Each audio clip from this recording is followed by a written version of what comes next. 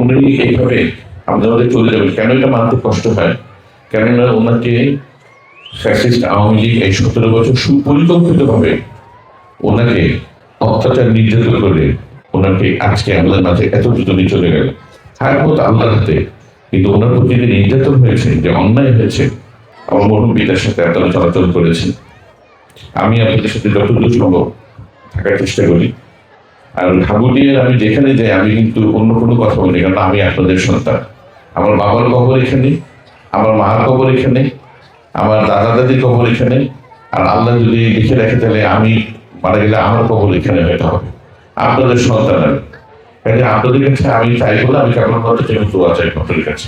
ঠিক যেভাবে আমার মরহুম পিতা বীর হারুন শেখ আপনারা দোয়া করেছিলেন, আমি আপনাদের কাছে দোয়া চাই।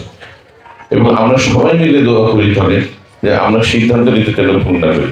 এই যে সামনে যে রাস্তাটা দিয়ে গেলাম, ভয়াবহ অবস্থা, এইরকম একটা 17 বছর ধরে এইরকম যদি অবস্থা থেকে আমাদের বাড়ির সামনে, ইনশাল্লাহ চলেন আমরা ঐক্যবদ্ধ থাকি, আমরা ভুল না করি। ইনশাল্লাহ এইসব রাস্তাঘাট সব আল্লাহর কাছে আমরা দোয়া চাই। দেশের বেগম খালেদার জন্য দোয়া চাই, আমার মরহুম পিতা বীর হানাসার জন্য দোয়া করবেন। আমার মাও চলে গেছেন, সেই সাথে আমরা কাপাসিয়া যেন আবার সেই আগের মতো আমরা যেন সবাই কাপাসিয়া ভালোভাবে থাকতে পারি, আমাদের চলাচলের জন্য সমস্যা না হয়, সবকিছুর জন্য আমরা আল্লাহ তাআলার কাছে দোয়া চাই। আসুন আমরা মন করে দোয়া করি নেত্রীর জন্য, যেন এই দেশটা আবার উনি যেমনি দেখতে চেয়েছিলেন। উনি কিন্তু এই আপোষের নেত্রী, আমরা কেন বলি উনি আপোষ করলে বিদেশে ছিলেন, উনি বলছেন দেশই হলো আমার সবকিছু, এই দেশের জনগণই আমাদের সবকিছু। তো আমরা ওনার জন্য দোয়া করি। উনির চাহিদাই ছিল দেশ যেন আবার সুন্দর একটা গণতান্ত্রিক পরিবেশে ফেরত যায় এবং জাতীয়তাবাদী শক্তি বিএনপি যেন সেই যে ফেরত যাবে গণতান্ত্রিক প্রক্রিয়ায় সেখানে যেন নেতৃত্ব দেয়। তো আসেন আমরা সবাই আজকে নেত্রীর জন্য দোয়া করি, আল্লাহ যেন ওনাকে ব্যক্তিবাসী করেন এবং উনি যেই শেষ স্বপ্ন দেখেছেন সেই স্বপ্ন পূরণের জন্য আমরা আজকে ওয়াদা করি, অঙ্গীকার করি যে আমরা যে করে হোক আমরা আমাদের নেত্রীর স্বপ্ন আমরা পূরণ করবো। ইয়া আল্লাহ, আপনি জানেন আমরা এখানে কেন সভাপতি হয়েছে আল্লাহ জুমার দিনে।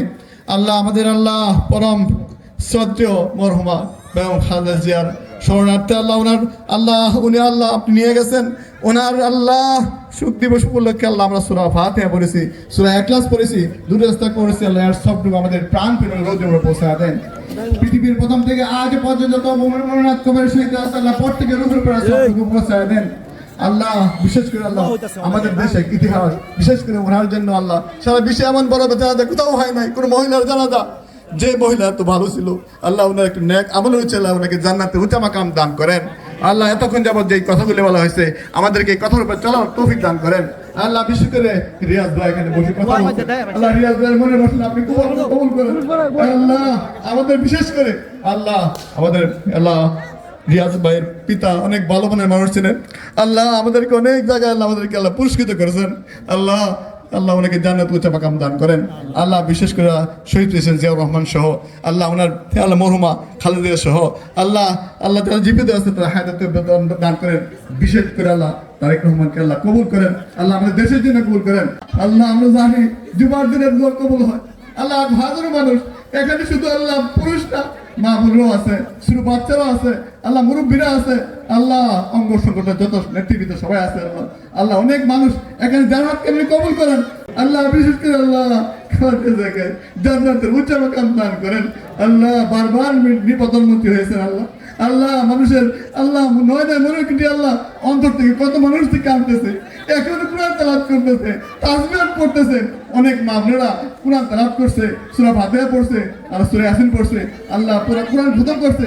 আল্লাহ সবটুকু আল্লাহ ওনার কবর পৌঁছায় দেন বিরহমাতিকা ইয়া আরহামার রাহিমিন।